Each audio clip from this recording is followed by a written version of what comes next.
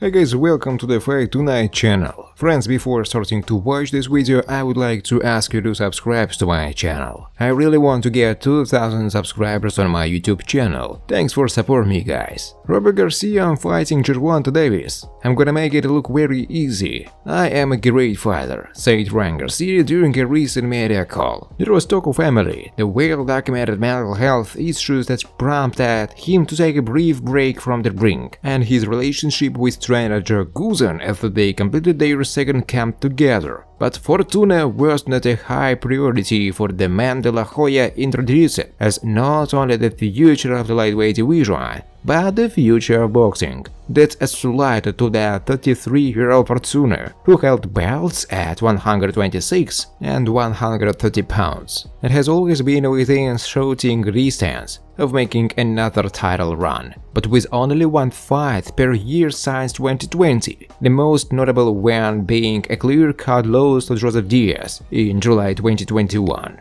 This may be more of a showcase for Garcia than an opportunity for Fortuna. And that's fine, because all eyes are on Garcia-Fortuna fight. But a possible fight between King Ryan and Gervonta Davis. It's a bout that is one of the most intriguing that can be made in the sport at the moment, and perhaps the lone fight between 135-pounders Garcia, Davis, Devin Haney, and Teofimo Lopez that were expected to battle each other while becoming the new Four Kings. Lopez lost his titles to George Kambosos, who lost them to Haney. Davis recently knocked out Rolando Romero to retain his belt, and Garcia has been putting up the wins, albeit against fighters not among the lightweight elite. He wanted that to change as soon as he handles his business with Fortuna, which he expected to do so in explosive. I think it's quite obvious where we are headed once we pass Fortuna, said Garcia. I'm going to campaign for a fight against Gervonta Davis, and I am all about the truth, and the way these managers and people try to spin off on me because it's so easy to look at me and say that I'm talking, were not because of all the things I've said, but it's really been set up traps and illusions by these promoters